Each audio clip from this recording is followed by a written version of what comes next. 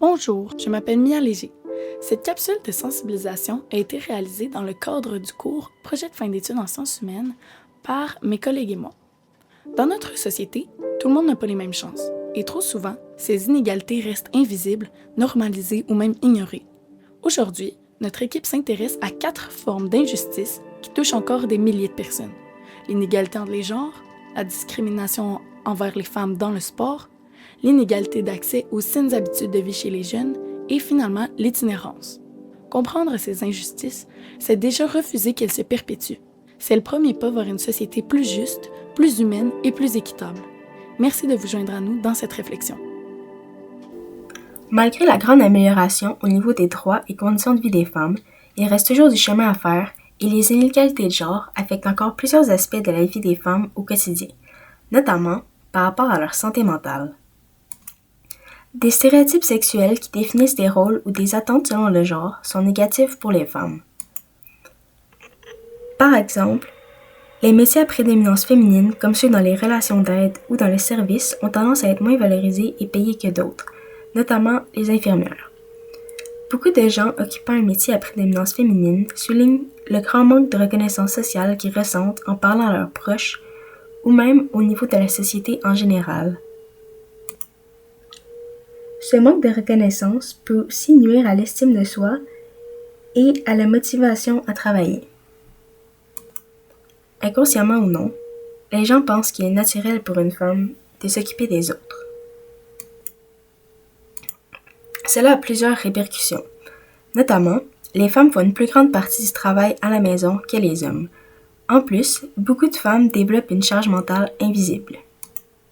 Cela signifie qu'elles gèrent la planification et l'organisation de leur vie et celle de leurs proches, en plus de prendre soin de ceux-ci au niveau émotionnel.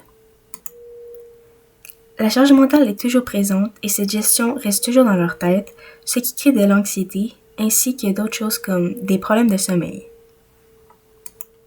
Cela peut nuire à leur capacité à bien se concentrer dans leur travail. Comme la charge mentale est invisible, elle peut aussi laisser place à un sentiment d'isolation et elle est plus souvent moins valorisée. D'ailleurs, les femmes sacrifient davantage leur carrière par rapport aux hommes dû à la place de la vie familiale dans leur vie. Par exemple, en réduisant leur nombre d'heures de travail rémunérées ou en ratant plus souvent le travail pour des raisons familiales, par exemple un enfant malade. Au Québec, des femmes salariées de 15 ans et plus travaillent 1483 heures rémunérées par année contre environ 1751 heures chez les hommes salariés. Cela peut aussi être expliqué par le fait que plus de femmes travaillent à temps partiel que d'hommes. Cela nuit à l'avancement de leur carrière et amplifie l'inéquité salariale, car elles font moins d'heures et l'implication moins élevée à leur travail baisse les chances d'obtenir une promotion. En plus, les femmes ont aussi moins tendance à demander des augmentations ou des promotions car elles sont socialisées à prendre moins de place. Une performance moins élevée dans leur travail peut aussi nuire à leur estime de soi. Il est aussi important de mentionner l'humour et les stéréotypes sexistes. En général, il semble y avoir une réticence à dénoncer ces blagues. Malheureusement, le refus de dénoncer contribue à garder en place les rapports de domination entre les hommes et les femmes. Ces commentaires peuvent créer de la honte, un malaise ou jouer sur l'estime de soi des femmes. Ce type d'humour peut aussi rendre plus difficile la dénonciation d'agressions sexuelles car il normalise les stéréotypes ainsi que les inégalités.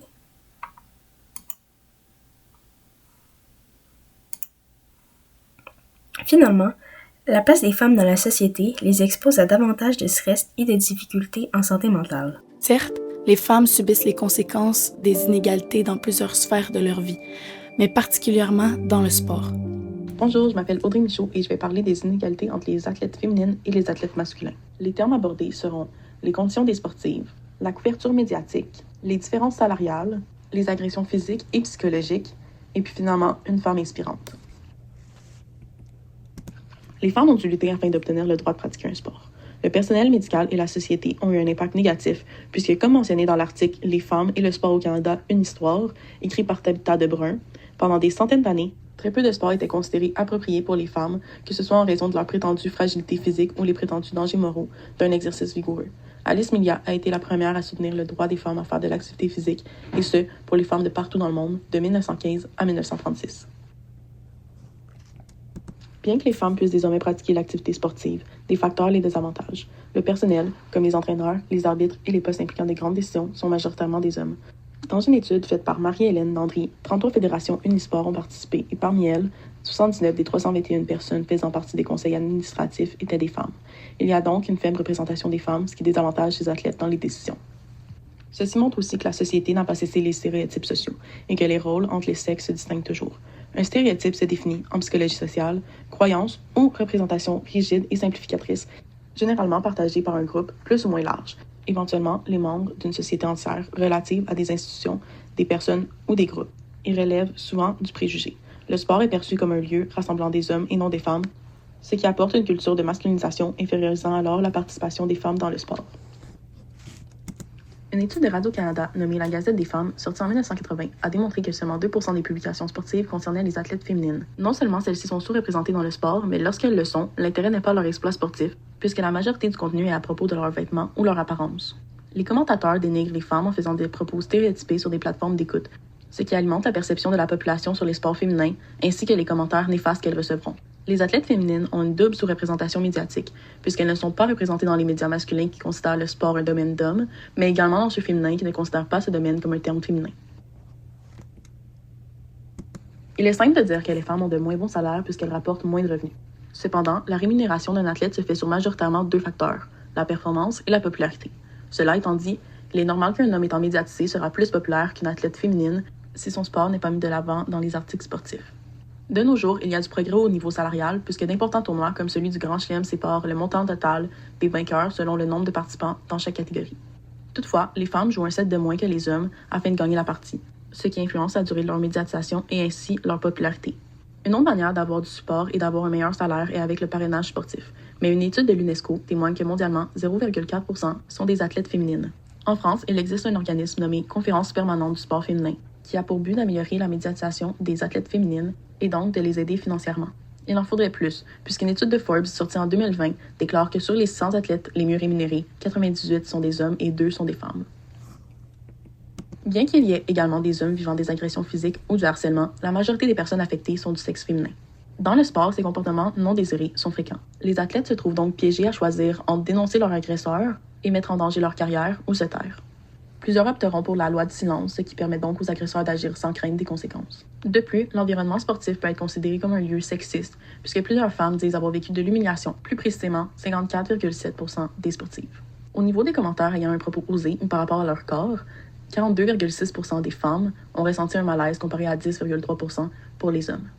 Il est normal que le pourcentage des femmes soit beaucoup plus élevé, puisqu'elles en sont plus victimes. Ces commentaires proviennent d'hommes dans 81,3% des cas, et 92,1% de ceux-ci sont envers les femmes, tandis que 4,9% sont envers les hommes.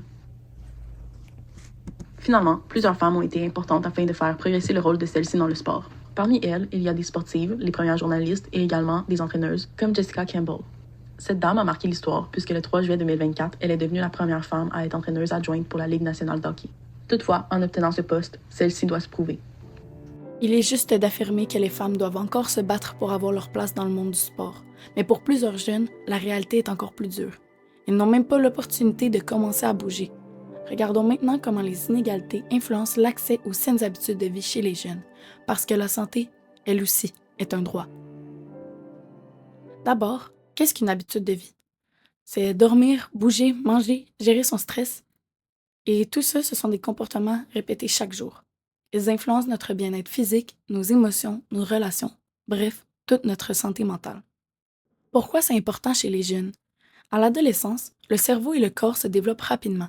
Bouger stimule des hormones comme les endorphines qui permettent de vivre de meilleures émotions. Selon une étude de Canadian Fitness and Lifestyle Research Institute, en 2022, près d'un enfant sur 3, âgé entre 5 et 17 ans, a déclaré ne pas avoir participé à un sport l'année précédente. De plus, selon l'Institut national de la santé publique du Québec, seulement 30% des élèves du secondaire atteignent le niveau recommandé d'activité physique, c'est-à-dire environ 60 minutes par jour. En outre, bien manger équivaut à une meilleure énergie et concentration.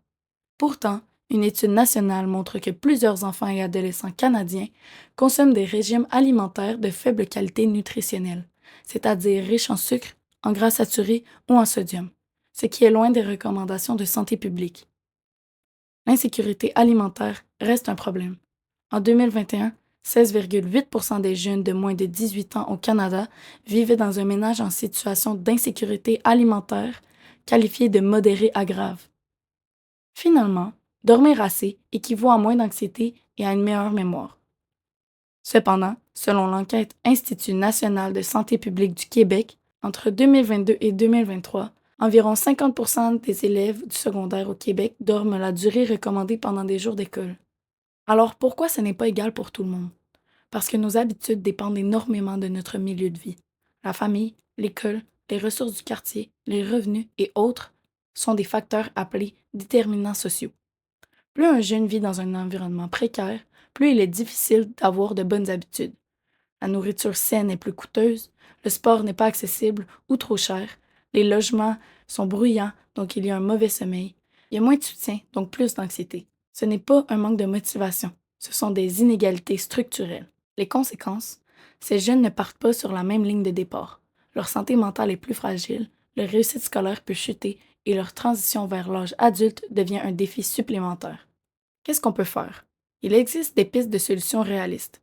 Rendre les activités sportives plus accessibles à l'école, offrir des collations saines gratuites, créer des milieux de vie qui favorisent le sommeil et le soutien émotionnel, renforcer les services aux jeunes en situation de pauvreté. De petits changements peuvent transformer une vie, parce que la santé, c'est un droit, pas un privilège. Mais lorsque les inégalités deviennent trop grandes, certaines personnes tombent complètement entre les mailles du filet social. Elles se retrouvent à survivre plutôt qu'à vivre. Parlons maintenant de l'itinérance, une réalité trop souvent invisible. Chaque jour, des milliers de personnes vivent sans toit sur leur tête.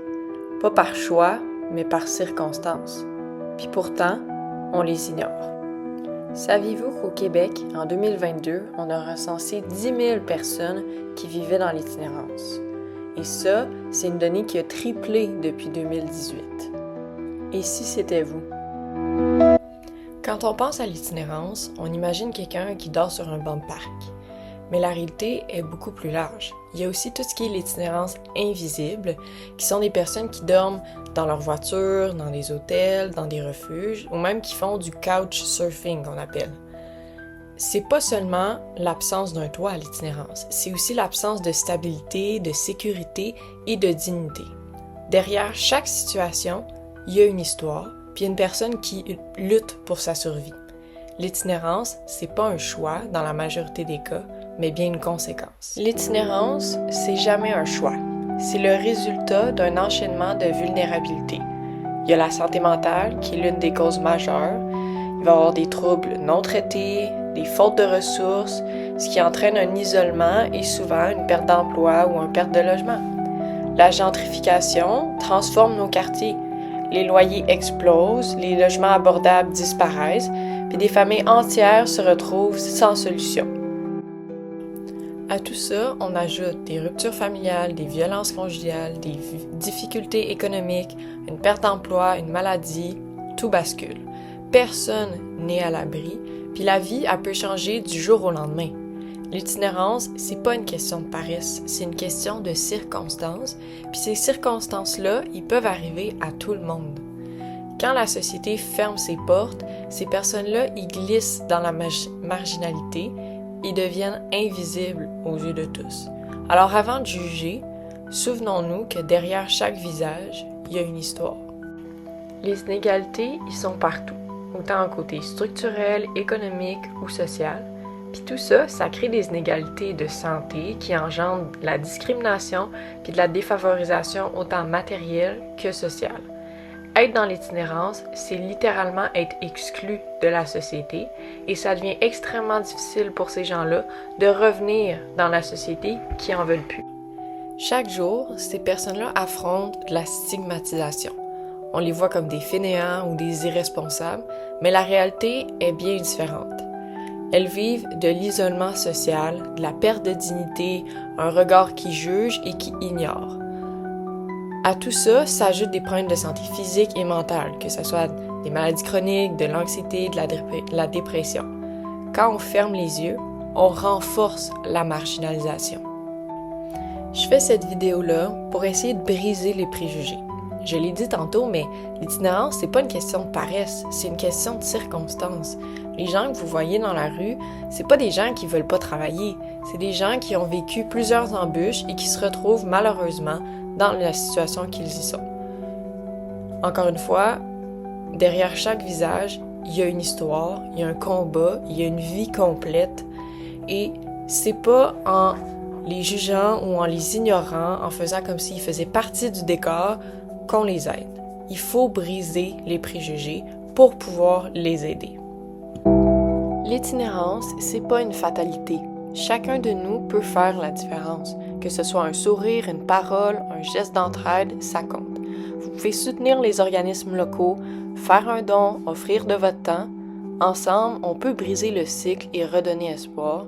S'il vous plaît, agissez maintenant, parce que personne ne devrait être laissé de côté et vivre dans la rue. L'hiver a commencé, il fait très froid dehors quand on passe la nuit complète à l'extérieur. Alors si vous avez l'occasion, essayez de donner. C'est la guignolée bientôt, donc c'est une très bonne opportunité pour tout le monde de pouvoir redonner aux gens qui en ont besoin. Juste de faire un sourire, de ne pas ignorer les gens dans la rue, ça fait une grande différence.